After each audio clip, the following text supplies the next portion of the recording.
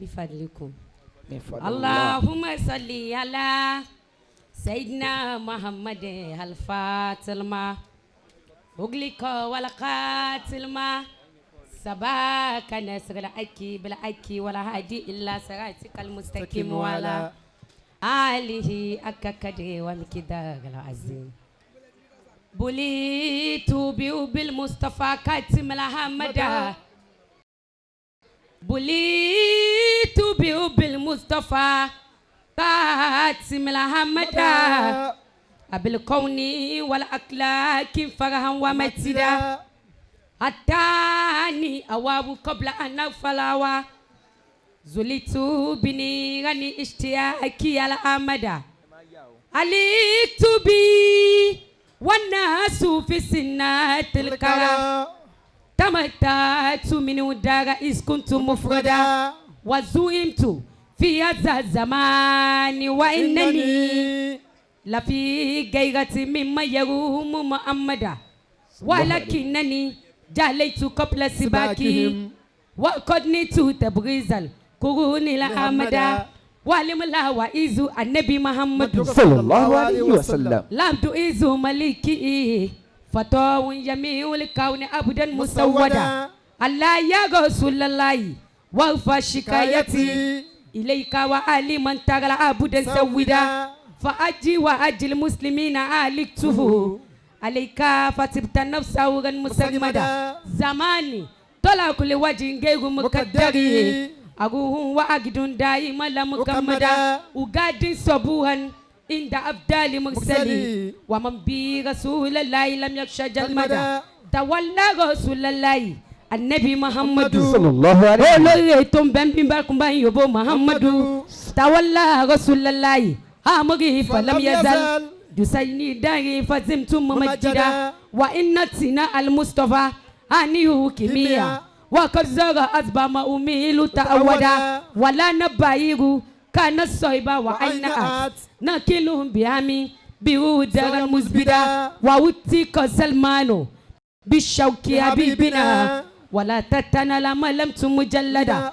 لنا الذي أنبياء من كوارك بإنا أنا أرسال كرام أشدا كذاك كرامة لآل ولايتي فمنه النيل ما النيل اليمدى أيبار يكفي بجاي نبينا لتغزوه كوبيدا من يروم وترشدا لتكفينا وقفنا دارا سيدي جميع شؤوني قد كزنت وأيدا ومود صفاتي النبي محمد صلى الله عليه صفاتي وسلم كسرمدا وكامل غفاني والعلم وسددا وتبزرنا والمتمين الإزبنا منائج الأكل أكدار موبدا وتادينا نجاغ شادي أيمة لعلي توق والفاز جند مجندا صلاة وتسليم على من سمت به جميع وصحابي والعالي الأمدا التيف السارة أموانا ركبي يا ماما مواتينا كير الناس اللي سير سماما وأليتورا أني ببابه وأمشي بالتاعت بالطاعة مسلمة ونجي أمين الله قاسي نسيره ومتيزا وفقات قنزا ومجنما ونجيه طاعة من أمين محمد صلى الله عليه أتاك قديم شايب الفوض مدما أذكر لعلي أمك فإنما تكرمت لمن قبل من كنت ملزما مكارم مولانا الشيخ إبراهيم أولوري تنبنبنا كمان يبو شيخ دادا أني وصول الجميع ما سكينا بأبليا تأقى قوما لم يكذبوا بربيا فجاو بفيافي في المهاري في لم ترم وقد قازوا الأكتوب عندك شويا بفل إلهي ناسي جل جلاله وأوبي رسول الله طاعة نبيا ألفت يمينا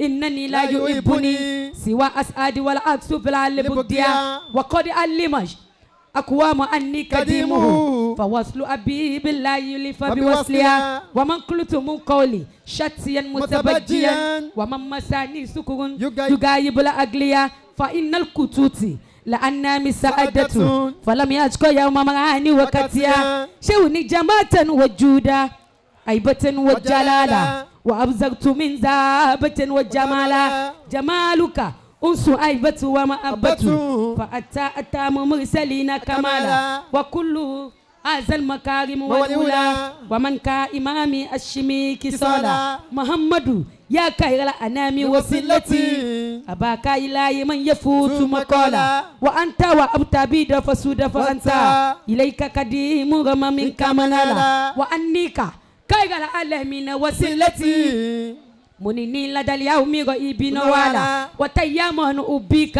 سرت مجمجما على البحر وجوار مكسولا وغوتان وآلي أسرته أجوب فلا لم أشكو قاسو كلالا شو يا لي من غانا هوني على ليت الشري علي الناس من أرى من الأهيك أو يا بدولا من بداليا هوني بداليا أن الشيكا غاوز لزنوارا ورمز الوجود بل ولا كوبانيا ونزوغ المجدي والإنساني وارشد والزقا بنا وكان لا أكو أكون وسويا وان بيوي وني تلومباوي وني يا ابن عبد الله يا ملجأ الورى ويا ابن الكرام يا كريم مكرم ويا كابة تاكيكي يا برندى مددار فيكم كتيرية جمجم سكبتك يا برهام إنياس قدوتي بيغنا تاوا أن وسلام مكيام أني أمشيو إبراهيم إبوغو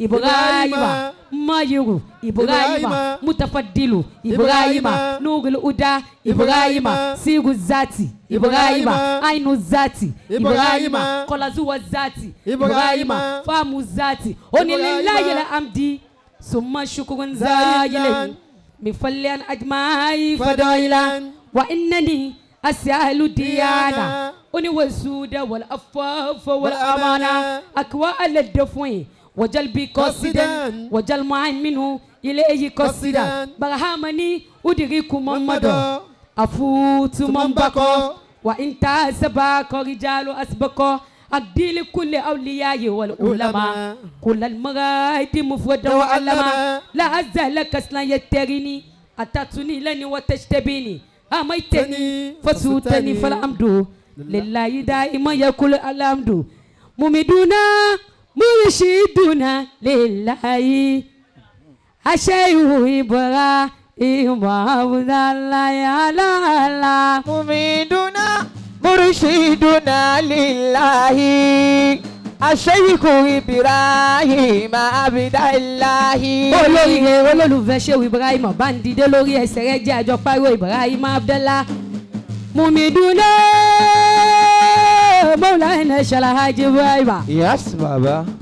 Shehu Mumiduna Murshiduna lillahi Shehu Ibrahim Abdallah Allah Mumiduna مرشدنا لله الشيخ إبراهيم عبد الله حمدنا تيجاني وهو خليفة وورثه إياس عبد الله على الله مؤمننا مرشدنا لله الشيخ إبراهيم عبد الله لا صلاة بس رسول الله النبي محمد النبي رسول الله النبي حبيب الله النبي معبود الله النبي محمد الهادي النبي محمد طاعة النبي محمد سميل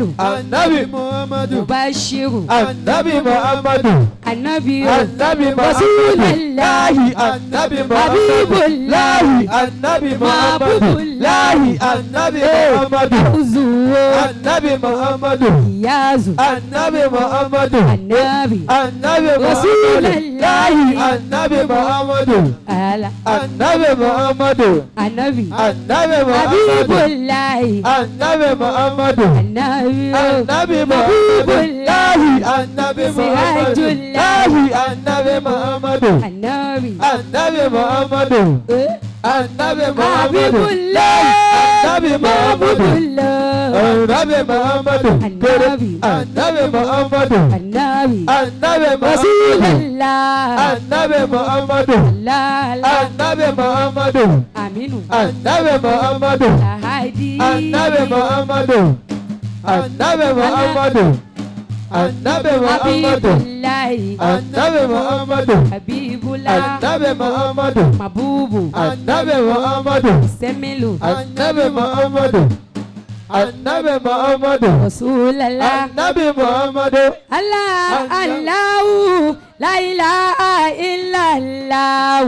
Allah, la ilaha illallah. Allah, la ilaha illallah.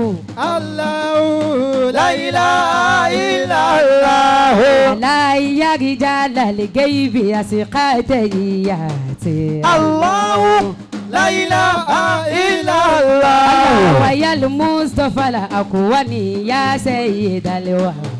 Allah, la ilaha illallah. Wa ya al-Mustafa ya sayyid al-wahab.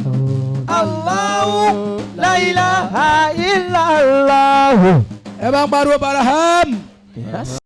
Àmín. ìtẹ̀yàn ṣe Barahama títí ó gbóyún lọ síkìrì ó gbọ́ ọmọ bọ̀. oríire ni ó parọ́ Barahama títí ọkọlọ lóyìnbó Baraham. Allah. ó parọ́ Barahama títí òun náà tó gbàwé ìgbélu Ọlọ́run sì ṣe bẹ́ẹ̀. Àmín. ọjà bíbá 2%. Ọlọ́run járe àmọ́ ìyẹn ò gbọ́ sí ni o. Ọlọ́run járe pẹ́. ọ̀tẹ́ náà ti bèrè tẹ́lẹ̀. ọ̀rọ̀ estate management tí ojú agbo làwọn náà rìn án sí. àbí. àwọn tó bá fi lè mú tí ẹni tí olóhùn jẹ́ caretaker tóun náà ń gba agreement and commission tó bá ti gba máìkì ń bí báyìí ìwọ náà máa gba damages àsanwó. naam mo kí bàbá wa gbà látàgùdà inú àwọn olólùfẹ́ lọ́dọ̀ bàbá wa gbà Sheikh Abdullah Mustapha ọlọ́mọdé ó bàjẹ́ o. Àmín. wọ́n á kí bàbá wa mo fi bàbá ń beléke bàbá wa Sarumi mo fi wọ́n kí bàbá wa Sheikh Abdul Fattah kí Ọlọ́run wọlá ya nabi inú àwọn tí wọ́n pamọ́ nínú àwọn tó pamọ́ ni wọ́n wà bí wọ́n ṣe pé aláya rijal al-ghaibi azike tahiyya tí mo nínú àwọn tí wọ́n ń kí ni wọ́n wà. Allah. Ọlọ́run bá ti ń ṣe dáadáa bọ̀ látàná dòní bó bá dọ̀la Ọlọ́run mọ́ yọyín kùnú dáadáa. Àmín. albarka maulana sahibul idrak Sheikh Ahmed baba àgbà Sheikh Abubakar Radiyallahu ta'ala anhu. al-miskin billah. Radiyallahu ta'ala anhu. wọ́n á bí kí àfàwà Ceesay Ṣìṣe. alálùbáríkà ọmọ lẹ́yìn àwọn ẹni rere Ọlọ́run kó ṣàlékún ọlá àtàgbà. Àmín. ẹ̀yin kọ́ mi lè pẹ́yìn lọ́mọ Ceesay yìí náà ni mo tún kí kọ́lọ́run wọlá ya Ànábì Ọlọ́run ṣàlékún dáadáa. Àmín. olólùfẹ́ Ànábì Na'am. bá ń pariwo Muhammad